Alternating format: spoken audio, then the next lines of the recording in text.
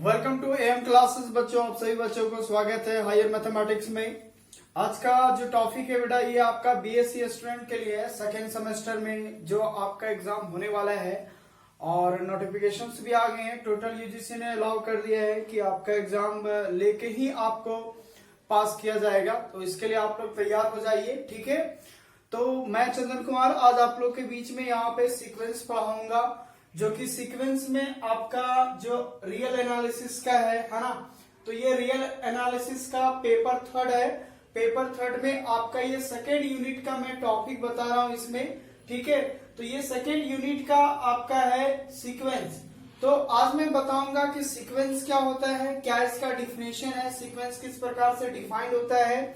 उसके बाद फिर इसमें फाइनाइट सीक्वेंस, इनफाइनाइट सीक्वेंस के बारे में बताएंगे बेसिकली।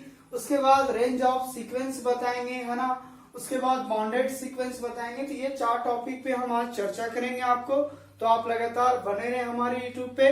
मैं आपको पूरे वीडियो सेमेस्टर 2 का पूरा अपलोड करूंगा, जो कि पहले भी हमने पेपर आपका जो है 4 का मैंने लैप्लास ट्रांसफॉर्मेशन का ऑलरेडी अपलोड कर चुके हैं। तो आई होप कि आप उसको पढ़ लिए होंगे। अगर आप सेमेस्टर 2 का एग्जाम देने जा रहे हैं तो एक बार जरूर देख लें, और आप नहीं अगर देखें तो यहाँ पे आई बटन आता होगा, आप उस पर प्रेस करें तो टोटल आपका लैप्लास ट्रांसफॉर्मेशन भी ओपन हो जाएंगे, ठीक है। तो ये जो आज मैं बताऊंगा सीक्वेंस। तो पहले देखते हैं इसका डिफिनेशन कि सीक्वेंस होता क्या है।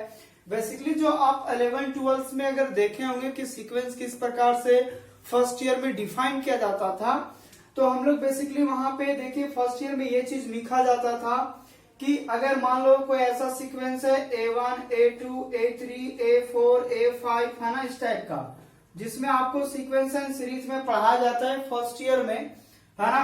तो जो इस प्रकार का जाता है इसी को हम लोग क्या बोलते थे, सीक्वेंस बोलते हैं। और सीरीज में क्या होता था, अगर हम मैं इसको ऐड करके लिख देता था तो ये हमारा क्या रिप्रेजेंट करता था बच्चों, ये आपका सीरीज रिप्रेजेंट करता था। तो सीक्वेंस और सीरीज में इतना ही फर्क है कि सीरीज में आपको ऐड कर देना है सभी एलिमेंट को, जितने भी नंबर्स होंगे, और सीक्वेंस में सिर्फ कॉमा दे दे के लिखा जाता है, ठीक है। तो ये तो हो गया फर्स्ट ईयर वाली बात में। और वहां पे फर्स्ट ईयर में भी सीक्वेंस को एन ऐसे लिखा रहता था, इसको भी हम लोग एन लिखेंगे ऐसे, है ना। तो ये फर्स्ट ईयर में आपको सीरीज और सीक्वेंस में बताया जाता है बेसिकली, है ना।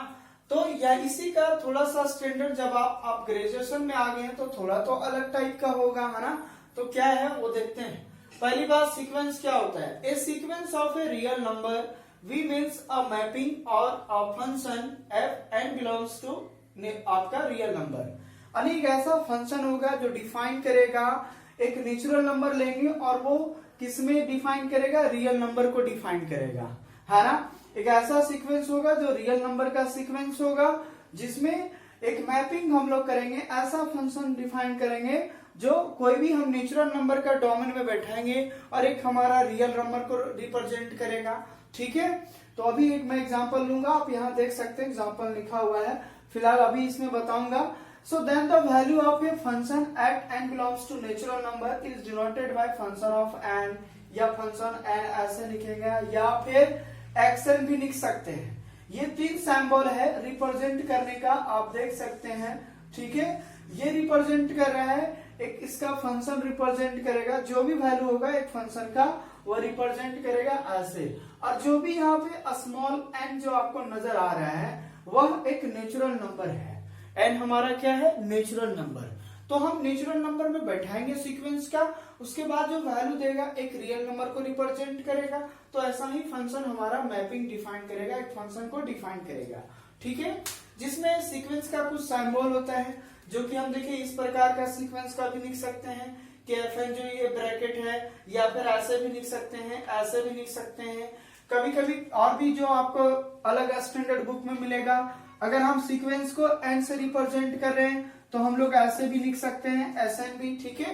तो ये अलग अलग टाइप का है, SN भी लिख सकते हो। अगर मैं सीक्वेंस को अगर बात करूं कि ऐसे डिनोट है सीक्वेंस, ठीक है, तो SN भी इस टाइप से लिख सकते हैं। तो ये बेसिकली सिंबल हो गया, सिंबल। लेकिन हम लोग जो यूजुअली यूज करेंगे डिफरेंट टाइप का जो सीक्वेंस होगा, है ना, अलग अलग टाइप का मैं जो सीक्वेंस को यूज करूंगा वो बेसिकली इस टाइप का मैं जनरल मान लेता हूँ, एन है, बी एन है, सी एन है, इस प्रकार का सीक्वेंस है ना। ऐसे भी आप सिंबल दे सकते हैं, ऐसे भी दे सकते हैं। तो ये कुछ अलग डिफरेंट टाइप का सीक्वेंसेस का सिंबल हमने मान रखा है जो हम लोग बेसिकली यूज करेंगे, ठीक है। जैसे बेटा आपको यहाँ अगर देखा जाए एग्जांपल में, क्या एन बराबर 1/n² लिया हूं मैंने, जहां पे n हमारा क्या बिलोंग कर रहा है, नेचुरल नंबर में बिलोंग कर रहा है। तो अगर मैं बात करूं यहाँ पे कि अगर ये नेचुरल नंबर में बिलोंग कर रहा है आपका, तो ये किस प्रकार का सीक्वेंस को डिफाइन करेगा, है ना। तो देखिए क्या क्या लिखते हैं यहाँ पे। अगर अब देखो n हमारा क्या है, नेचुरल नंबर है। इट मीन्स कहने का मतलब ये हुआ कि नेचुरल नंबर क्या होगा, जो 1 से स्टार्ट होगा। अगर मैं n का वैल्यू 1 लेता हूं तो a1 का वैल्यू हमें कितना देगा, 1/1 का स्क्वायर। अगर मैं n का वैल्यू 2 लेता हूं तो a2 का वैल्यू कितना देगा, 1/2 का स्क्वायर, है ना। या फिर अगर मैं आपका n का वैल्यू अगर मैं 3 लेता हूं तो a3 का वैल्यू कितना देगा, 1/3 का स्क्वायर, है ना। अगर मैं n का वैल्यू 4 लेता हूं तो a4 हमें कितना दे रहा है बेटा आपका, तो यहाँ पे हो जाएगा 4 का स्क्वायर।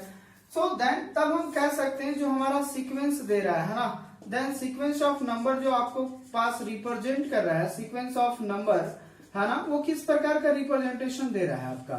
तो सीक्वेंस ऑफ नंबर में आप अगर हम बात करें तो क्या क्या दे रहा है। अगर a1 a2 में बात करें तो 1, क्योंकि इतना बराबर तो 1 ही होगा, तो 1 दे रहा है, 1 का 1/2 का होल स्क्वायर, फिर 1/3 का स्क्वायर, है ना, फिर 1/4 का स्क्वायर। सोचो अगला क्या आएगा, 1/5 का स्क्वायर, इस टाइप का आएगा ना। तो ये हमें क्या रिप्रेजेंट कर रहा है, यही एक सीक्वेंस रिप्रेजेंट कर रहा है जो इस प्रकार का हमें क्या करेगा, देगा, है ना। जितना मैं यहाँ पे नेचुरल नंबर बैठाऊंगा एक हमारा रियल नंबर देगा। अब देखो रियल नंबर क्या, यानी कोई भी एक जो नंबर आएगा वही तो रियल नंबर आएगा ना। लेकिन क्या मैं ये कह सकता हूँ 1/2 को रियल नंबर आपका नेचुरल नंबर है क्या, 1/2 नहीं ना है। एक तो ये आपका रेशनल फॉर्म में है, तो एक रियल नंबर को रिप्रेजेंट कर रहा है, नेचुरल नंबर को ये रिप्रेजेंट नहीं कर रहा है। लेकिन जब हम नेचुरल नंबर बैठा रहे हैं तब जाके रियल नंबर को एक रिप्रेजेंट करेगा। तो इसका मतलब यही हुआ डिफिनेशन में कि अगर मैं को ऐसा नेचुरल नंबर बैठाऊंगा, ठीक है, तब एक रियल नंबर को डिफाइन करेगा कोई फंक्शन, तब वैसे एक सीक्वेंस होगा। क्लियर है। तो बेटा एक sequence of a real number, एक सीक्वेंस का, एक रियल नंबर का एक सीक्वेंस होता है जब कोई एक मैप करेगा, एक फंक्शन डिफाइन करेगा कि नेचुरल नंबर में बैठाऊंगा और वो कैसा रिप्रेजेंट करेगा, एक रियल नंबर को रिप्रेजेंट करेगा, जो कि आप देख सकते हैं, ठीक है। तो 1 भी एक रियल नंबर है, नेचुरल है, बट ये वाला तो नहीं है ना हमारा नेचुरल नंबर इस टाइप का, ठीक है, डिवाइड में तो कभी होता ही नहीं है, तो एक रियल नंबर दे दिया। और इसी सीक्वेंस को हम लोग ऐसे लिखेंगे, ऐसे लिख के ये इसको इक्वल टू कर देंगे, ठीक है, कि यहाँ पे n का वैल्यू जितना बैठाया मैंने, इस प्रकार का मेरा सीक्वेंस को क्या क्या डिफाइन कर दिया है। क्या यहाँ तक बात आपको समझ में आ गया। यहाँ पे फाइनाइट और इनफाइनाइट सीक्वेंस, हाँ, फाइनाइट और इनफाइनाइट सीक्वेंस क्या होता है। अगर मैं बात करूं यहाँ पे, तो फाइनाइट और इनफाइनाइट का अगर मीनिंग में, अगर मैं डायरेक्ट वे में आपको अगर मैं ये चीज बताऊं कि एक ऐसा सीक्वेंस जाएगा, जैसे यहाँ पे देख सकते हैं, मान लो को ऐसा सीक्वेंस ले रहा हूं 1 2 3 4 डॉट डॉट डॉट 200, यानी आपका कोई सीक्वेंस पता है कि लास्ट हमें कहां तक जाना है, तो ये फाइनाइट सीक्वेंस हो जाता है। जो चीज आपको पता है वो फाइनाइट कहलाता है, जो चीज पता नहीं होता है वो आपका इनफाइनाइट कहलाता है। क्या बात समझ में आ रहा है आपको। तो यहाँ पे अगर देखा जाए, देखो दोनों में एक ही एग्जांपल लिया हूं, एक 1 2 3 4 डॉट डॉट डॉट रखा और एक 1 2 3 4 102 रखा। तो ये हमें पता है कि 1 से लेकर 100 तक जाना है, तो ये ऐसे में फाइनाइट कहलाता है। यानी आपका टारगेट फिक्स होना चाहिए कि हमें कहां तक जाना है। लेकिन अब यहां तुम ही बताओ, क्या ये जो चीज है ये हमें पता है इसमें कि कहां तक जाएंगे, सो नहीं ना पता है। तो इस प्रकार का सीक्वेंस हमारा इनफाइनाइट सीक्वेंस कहलाता है और इस प्रकार का सीक्वेंस हमारा फाइनाइट सीक्वेंस कहलाता है, जो काफी बेसिक है। मैं ये 12th वाली बात कर रहा हूं, बीएससी का स्टूडेंट है तो इतना तो आप जरूर, बहुत सारे बच्चे ट्यूशन पढ़ाते हैं 11th क्लास 12th क्लास का, तो बेसिकली इतना तो जरूर समझते होंगे कि फाइनाइट और इनफाइनाइट सीक्वेंस में क्या डिफरेंस है। फाइनाइट मीन्स कहीं ना कहीं लास्ट हमारा लास्ट टर्म पता रहेगा, लेकिन अगर कोई ऐसा सीक्वेंस है जिसका हमें लास्ट टर्म पता नहीं है तो वो हमारा इनफाइनाइट सीक्वेंस में चला जाता है। क्या डिफरेंस समझ में आ गया? तो डिफिनेशन भी आपको समझ में आ गया होगा कि a sequence is said to be finite या infinite according as the number of elements is a finite और इनफाइनाइट। इट मीन्स कहने का मतलब यह हुआ कि कोई भी सीक्वेंस को हम फाइनाइट या इनफाइनाइट कहेंगे according as a number of element, कि उसका नंबर ऑफ एलिमेंट हमारे पास क्या है, फाइनाइट है कि इनफाइनाइट है। इट मीन्स जो इसमें हमें नंबर ऑफ एलिमेंट दिए हुए हैं वह लास्ट हमारा क्या है, 100 है। तो 100 क्या हुआ, फाइनाइट है, एक फिक्स वैल्यू है, 100 है। लेकिन अगर ऐसा एक सीक्वेंस का नंबर ऑफ एलिमेंट दिया हुआ है जिसका हमें लास्ट का टर्म पता नहीं है कि कितना वैल्यूज होगा, तो ये हमारा इनफाइनाइट के तहत में आ जाएगा। क्या बेसिकली दोनों समझ में आया कि फाइनाइट और इनफाइनाइट क्या होगा, है ना। जैसे अगर मैं ये कहूं कि अगर कोई ऐसा है कि an बराबर डिफाइंड है n+1, an बराबर क्या लिखा हुआ है, n+1, जिसमें अगर मैं ये कह दूं कि n का जो मान होगा वो 1 से लेकर आप मान लो 20 तक बैठाना है। 1 से लेकर कहां तक बैठाना बेटा आपको, 20 तक। तो हमें तो ये फाइनाइट सीक्वेंस मिलेगा। जो भी वैल्यू बैठाऊंगा, जैसे a1 बैठाऊंगा तो a1 का वैल्यू कितना देगा, है ना, तो यहाँ 2 हो जाएगा। a2 का वैल्यू कितना होगा 3, a4 का वैल्यू कितना होगा आपका, a3 का वैल्यू कितना होगा 4 हो जाएगा। ऐसा अगर चलेंगे तो an आपका लास्ट कहां तक जाना है, 20 तक, तो a20 का वैल्यू कितना हो जाएगा आपका 21 हो जाएगा। तो ये जो हमें सीक्वेंस जो डिफाइन करेगा, जो an का जो सीक्वेंस डिफाइन करेगा वो किस प्रकार का सीक्वेंस होगा, यानी 2 होगा, 3 होगा, लास्ट आपका कितना होगा 21 होगा। बात समझ में आ रहा है। तो ये एक फाइनाइट सीक्वेंस को रिप्रेजेंट कर रहा है, क्योंकि हमें एक फाइनाइट वैल्यू पता है नंबर ऑफ एलिमेंट्स में कि 1 से लेकर 20 तक ही का आपको सीक्वेंस ज्ञात करना है। आपको उस टाइप का लिखना है सीक्वेंस, 1 से लेकर 20 तक का जो भी नंबर ऑफ एलिमेंट होगा जैसा सीक्वेंस डिफाइन करेगा। क्लियर है। लेकिन अगर मैं ये कह दूं कि n जो है वह नेचुरल नंबर है ना, एक तो हो गया n हमारा क्या हो गया ये, और अगर मैं इसी को कह दूं कि n belongs to natural number, अब तुम ही बताओ उसका जो सीक्वेंस लिखूंगा तो n तो यहाँ जो नेचुरल नंबर है वो तो लास्ट वाला तो पता नहीं है कि आपको कहां से स्टार्ट करना है। स्टार्ट तो 1 से करना होगा, लेकिन अंत कहां करना ये तो पता नहीं है। आप चलते जाओगे पता नहीं नेचुरल नंबर कहां तक जाओगे। तो ऐसे में ये क्या रिप्रेजेंट करेगा, इनफाइनाइट सीक्वेंस को रिप्रेजेंट करेगा। तो क्या फाइनाइट और इनफाइनाइट में डिफरेंस समझ में आ गया। फाइनाइट का मतलब हो गया कहीं ना कहीं लास्ट आपका अंत मिलेगा, लेकिन इनफाइनाइट का मतलब हुआ कहीं पे आपका अंत मिलने वाला नहीं है। बस इतना ही याद रखें, आपका फाइनाइट और इनफाइनाइट सीक्वेंस खत्म। क्लियर है। उसके बाद अब यहाँ पे देखिए रेंज ऑफ सीक्वेंस। एक सीक्वेंस का रेंज क्या होता है, कैसे रेंज काम करेगा, किसी भी सीक्वेंस का हम रेंज कैसे निकालेंगे, तो उनके बारे में यहाँ पे देखते हैं। देखो यहाँ पे कहता है the set of all distinct terms of a sequence is called range of the sequence. ठीक है। कहता है कि एक सीक्वेंस का जितनी भी अलग अलग टर्म होंगे, एक सीक्वेंस का जितना भी अलग अलग टर्म होंगे, उन सभी समूह का जो सेट होगा उसी को कहेंगे रेंज ऑफ सीक्वेंस। अब सवाल आता है कि सीक्वेंस हमने अभी जस्ट स्टार्टिंग में ही बताया कि जो सीक्वेंस का डिफिनेशन था सो ये था कि एक फंक्शन जो होगा, है ना, एक फंक्शन होगा जो डिफाइंड होगा natural number two real number, यानी एक मैं नेचुरल नंबर बैठाऊंगा और एक रियल नंबर का सीक्वेंस हमें देगा।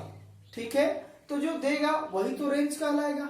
बात समझ में आ रहा है। तो देखो यहाँ पे क्या करते हैं, जैसे मैं कोई सीक्वेंस लिया हूं an बराबर -1 का पावर n, जहां n belongs to natural number. Okay, चलिए मैं इसका सीक्वेंस ज्ञात करता हूं कि क्या क्या सीक्वेंस होंगे।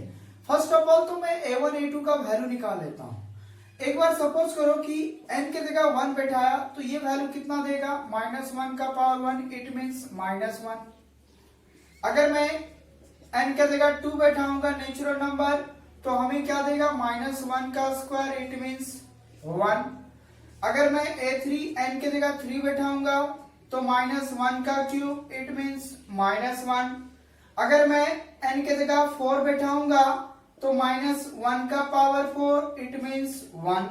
सोचो जब जब पावर इसका ऑड रहेगा तो हमें नेगेटिव नंबर देगा, और जब जब इसका पावर इवन रहेगा तो एक पॉजिटिव नंबर देगा। इतना ही ना डिफरेंस है।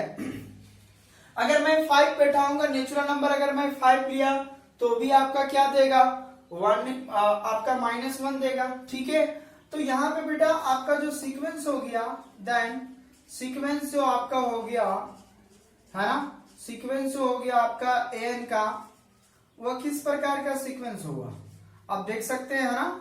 सीक्वेंस में अगर हम बात करें तो एक -1 फिर 1 फिर -1 1 फिर -1 आएगा 1 आएगा, इस टाइप का सीक्वेंस चलता रहेगा, है ना।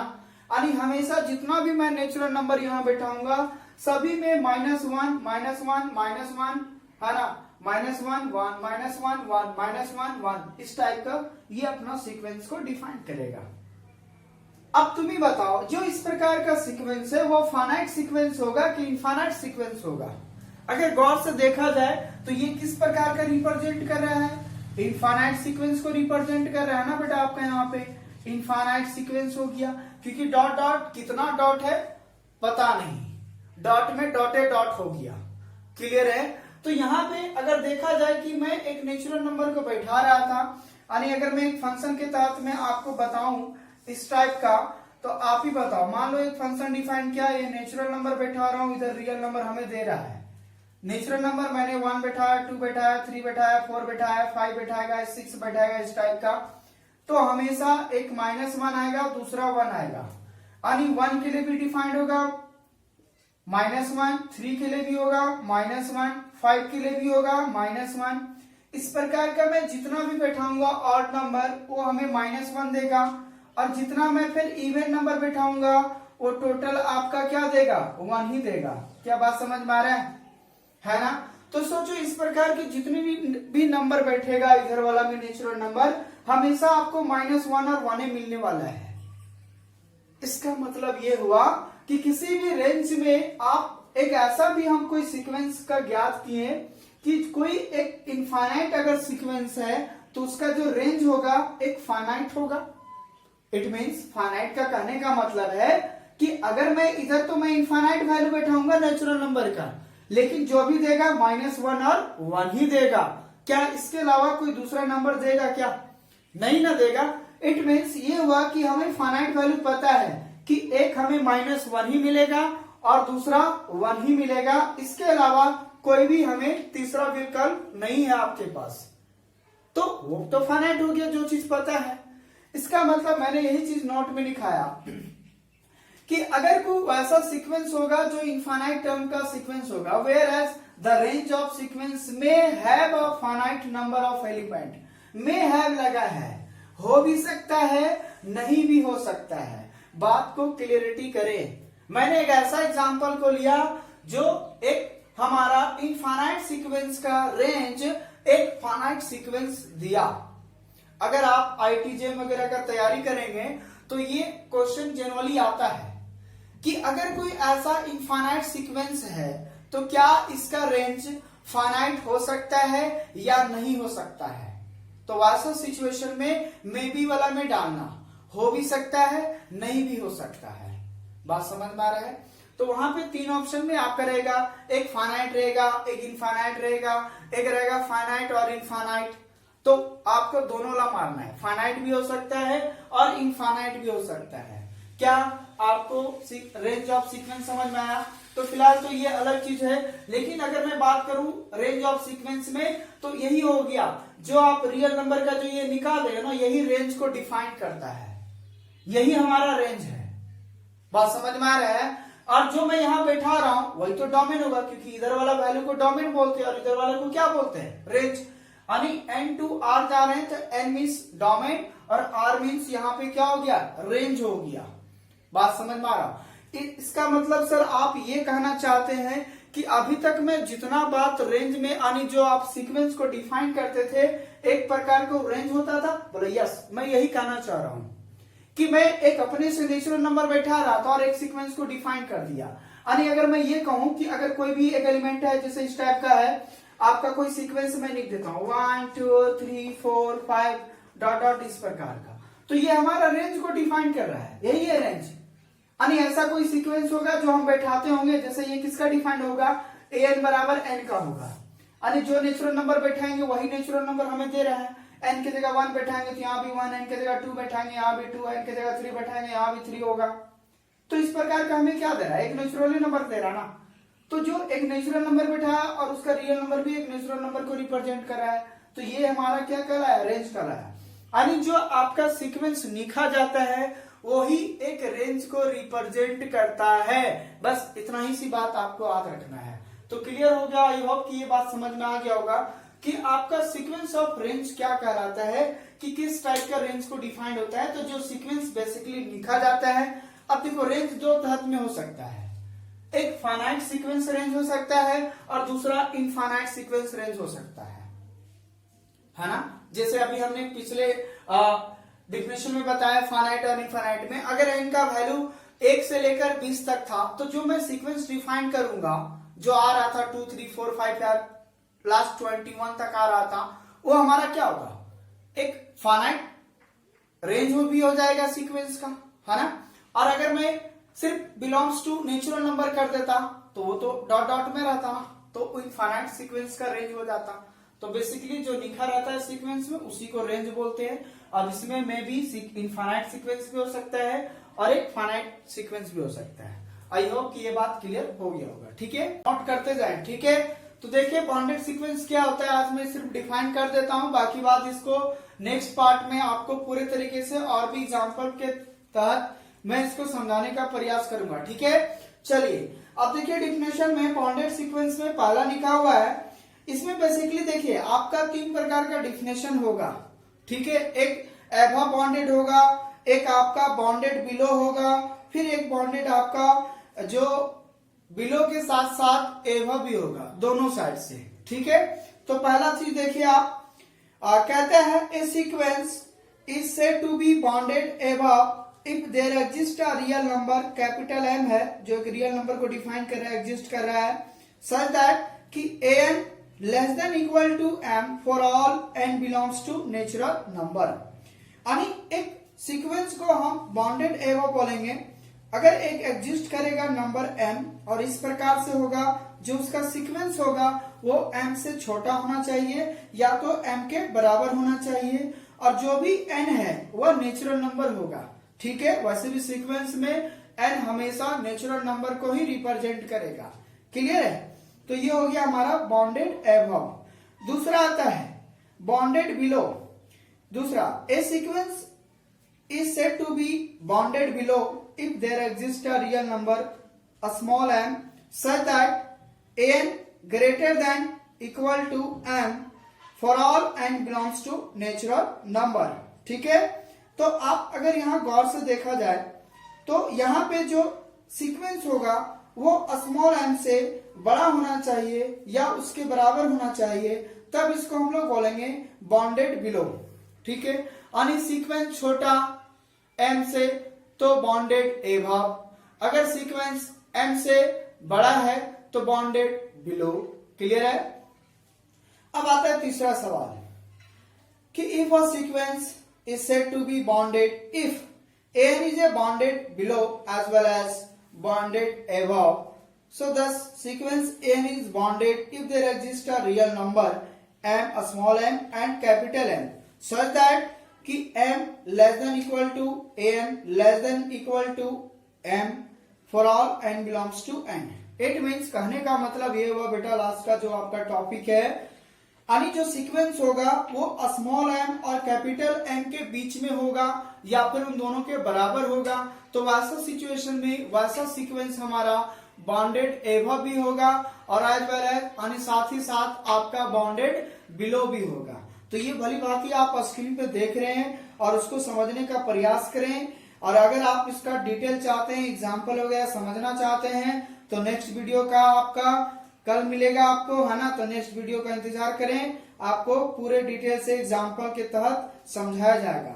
तो इसके लिए आपको क्या करना है बेटा, आपको सब्सक्राइब कर लेंगे, है ना, और बेल आइकन का ऑल नोटिफिकेशंस को ऑन कर लें ताकि आपको वीडियो का नोटिफिकेशन टाइम टू टाइम मिलता रहे, ताकि व्हाट्सएप नंबर से कनेक्ट हो सकते हैं। क्योंकि हमें आपको बीएससी आपका सेकेंड सेमेस्टर का ग्रुप बनाया हुआ है, जिसमें आपको जो एग्जाम होने वाला है कुछ ही दिनों के बाद, तो वो चीज आपको पूरे एग्जाम के लिए प्रिपेयर करवाया जाएगा। तो आप हमारे व्हाट्सएप नंबर से भी ऐड हो सकते हैं। और जो वीडियो आप जो भी बच्चे देख रहे हैं, इसको ज्यादा से ज्यादा शेयर करें ताकि आप घर बैठे पढ़ाई कर सकें इस लॉकडाउन में। क्योंकि कोई भी कोचिंग संस्था तो खुला नहीं है जो आप पढ़ सकते हैं, तो आपके पास एक ही रास्ता है, ऑनलाइन के माध्यम से भी।